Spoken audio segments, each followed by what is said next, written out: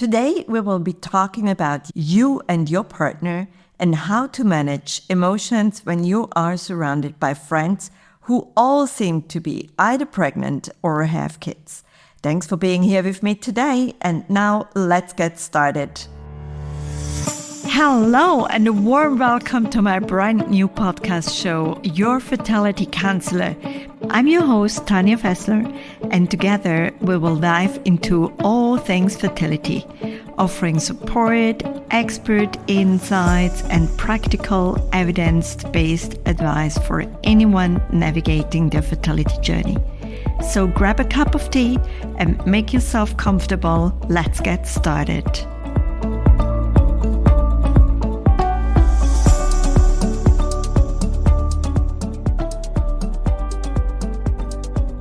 I am so happy today. First of all, because we got such a great feedback from our last episode when we were talking about how to survive Chinese New Year with grace. And secondly, we received our very first email from one of our listeners. And this really made my day. It just confirms that we are on the right path here. To be here with you makes me feel so blessed and honored. Thank you from the bottom of my heart.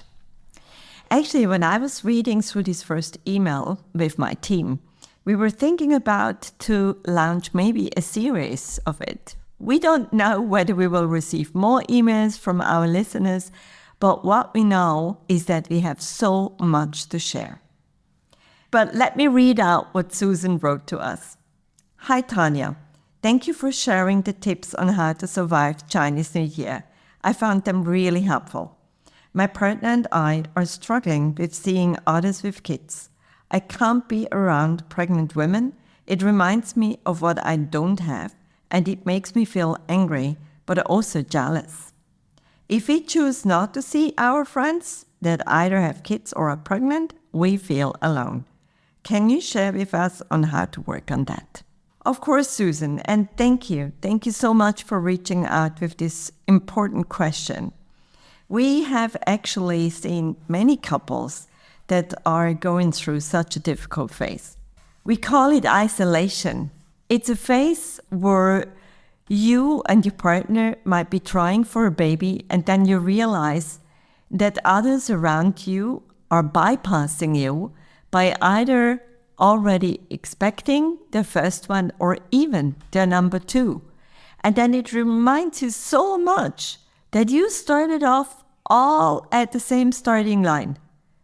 You all went maybe to university, then you started with your first job and spent time together on holidays. And then you come to a point where you start thinking about the future, and some of you start to get married, and all of a sudden, one of your friends starts with the first pregnancy. At that point in time, you might even feel still relaxed because you think like, well, it's just one of many. And then one after the other starts to get pregnant and their children are being born. And you are looking at them, and that's where a slight pressure can start to arise. You maybe start to have more conversations with your partner, more in-depth conversations about like, how about us? Do we want to have children at this point in time? Shall we start to try as well, since everyone else is now on this family path? Maybe you come to the conclusion you want to wait, and maybe you discuss with your partner that you too want to give it a try. And that's where some of the couples can maybe just start with trying and they get pregnant immediately. We hear a lot about those stories from others. Whether or not they are true, we don't know, actually. And then we have couples that are trying 1 month after the next. And 6 months into trying, they still don't get pregnant. And that's where they start realizing that left and right, one after the next, is trying and getting pregnant. Some of them are giving birth. And then maybe you are one of those couples that are kind of feeling that you are left behind. I'm emphasizing on the word feeling because it's a feeling that you have. You own that feeling, and it's your mind that creates that feeling. It's not that necessarily others make you feel that way. Absolutely not. It's really coming from you. This feeling can sometimes become really overwhelming, and believe me, I know exactly how that is. Because we have these conversations almost on a weekly basis with our clients. And when it becomes so overwhelming, it can be really an emotional cocktail. Because these emotions can be a mix of feeling really angry, but you don't know about what exactly. You just feel so angry about not being pregnant despite trying every month with your cycle. And perhaps you are even putting more efforts into it, meaning that you are counting the days, you are looking more about like, when does ovulation happen? When are those fertile days happening? You are maybe even organizing your work schedule around that, your holidays around that. I know. It makes you feel deeply sad as well because you are putting so much effort into it. And despite all these efforts, it's not happening. You're also realizing, oh my God, this is an area I can't control. So you start also facing this loss of control. We all know where this is going, right? You know exactly what comes next. Yes, it's fear. When we have this loss of control, for women especially, I mean, it's one of our superpowers, isn't it? So as long as we have control and we have this sense of control, it makes us feel strong, it makes us feel grounded, it makes us feel that we have those superpowers and that we can move mountains, isn't it? But the moment that we realize that we are actually losing that control, that's when we feel, oh my God, it's all falling apart. And then we really feel, wow, this is a different roller coaster now because it's really sliding down. And it can feel really scary because when things go out of control, that's another level of emotions. So definitely having all these mixed emotions coming up and sometimes all at the same time even. Feeling angry, feeling jealous. I haven't even talked about jealousy. Yes, we feel jealous. We can feel jealous of our best friend being pregnant. And even though we may know that she had a hard time to get pregnant as well, because we were on the same path even, and we're sharing about our hopes and about our sadness each month, and then she gets pregnant before me. Oh, yes. Now she got something that I don't have. And then it makes us feel so highly ashamed because she is now pregnant and she is my best friend. And I should be happy for her, but I'm not. And believe me, it is normal to feel that way. Absolutely, even if it's your best friend. Because what happens is, the moment that you put something on your radar, it's all in your mind. It's all in your mind. So you wake up in the morning and all what you can think of is baby. How to make a baby, when to get pregnant, how to get pregnant. Maybe I should adjust my nutrition. Maybe I should avoid all the plastic containers in my household. Maybe I should drink more water, skip that coffee for once and for sure, skip all the alcohol, and do a little bit more exercise, but not too much, and have a sleep routine. Yes, I can hear you. Absolutely, we can hear you here. It's all being discussed with our clients as well. And then it can become really overwhelming So we are talking and tapping on so many topics right now. And I'm trying to lay them out for you so that you can see, oh, okay, so I may be one of them, but it's okay. It's okay to feel that way. It's okay to feel jealous. It's okay to feel ashamed. And it's okay to feel that when you lose the sense of control, it makes me really feel angry. It's okay, believe me. It's normal. It's normal to feel that way. So many others feel exactly the same way. So today I'm trying to cover a little bit more about what does it mean and what can you actually do when you start feeling isolated? Because isolation is not nice. And I know that actually it's created by yourself, right? Because we choose not to go to that kids' party. Or the other way around can be that our friends can sense that it makes us feel sad because we so much want to get pregnant, but because we are not, they don't want to hurt us, so we don't get invited to their kids' party. And they don't mean it with a bad intention, absolutely not. They maybe just feel the pain that you are going through. And that's why they choose not to invite you. So all of these different actions, whether they are coming from yourself or whether actually your friends are initiating it, it can lead to isolation. So here are my top 3 tips for today. First of all, I want you to look at your social environment again. And why am I saying that? It's because humans are creatures of habits.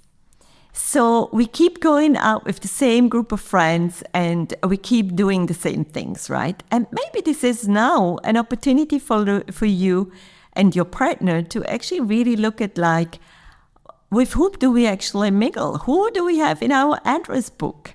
With whom could we else spend our time? So try to lay out the different group of friends that you are having. And maybe you want to consciously look for someone who has either all the kids already and can go out with the 2 of you without their kids, or maybe you find someone who is actually not on their path of pregnancy, who are not pregnant at the moment. Maybe they have even chosen to stay childless. And maybe that's the right crowd for you to mingle right now. So that is my tip number 1.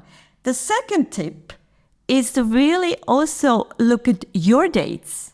You and your partner, exactly. With date, I don't mean to become those couch potatoes in front of the TV. It can be from time to time, but it's also going out together, surprise each other, revamp your relationship, and really go consciously for a couple date. It can be as small as going out for a walk in the evening after work, leave your phones at home, and just go for a walk together. Or it can also be to really go for a date. A fun date. Surprise each other. Pick a restaurant that you've never been. Do things that you have never done, always wanted to do, but haven't done them yet. You will see how magic that can actually be for your relationship. And tip number 3 comes now really from my heart. And I'm taking a pause here because I really want for you to now drop everything and really listen to what I share with you. I want you to feel what you are passionate about. Tip number 3 needs to touch your heart. It's so important. I had clients who were really speechless, and really took them a little bit of time until they found out what really touched their heart. Because we can get so easily consumed by social media, by work, by all what's going around us and that chatter and noise that is going around in our mind. And we just completely lose touch with our heart. So I want you to really think or just reflect for what is it that your heart is craving for? And maybe it could be like to take up a hobby again that you haven't pursued for some time.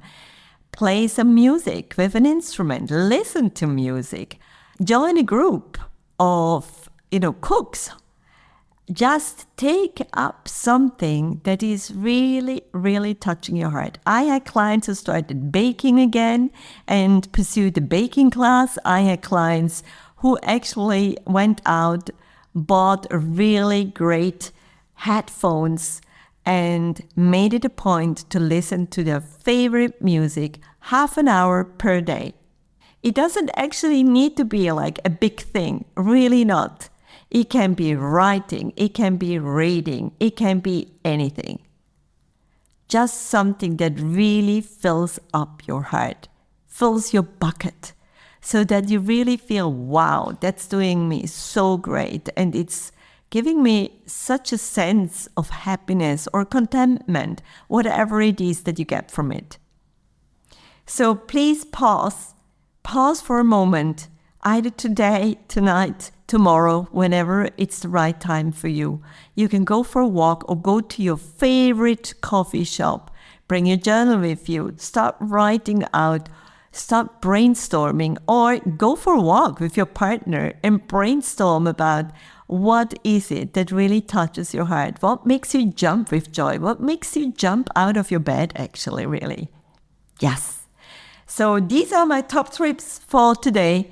Thank you so much for listening, for being with me today. I'm feeling so blessed and honored. And Susan, I hope there was something in for you and your partner here. Thank you so much for reaching out to us and sharing about what was helpful, but what else you needed. So dear listeners and followers, if you have any topics that you want us to share specifically to your situation, there is room for this. Please reach out to us either in the comments or write to us.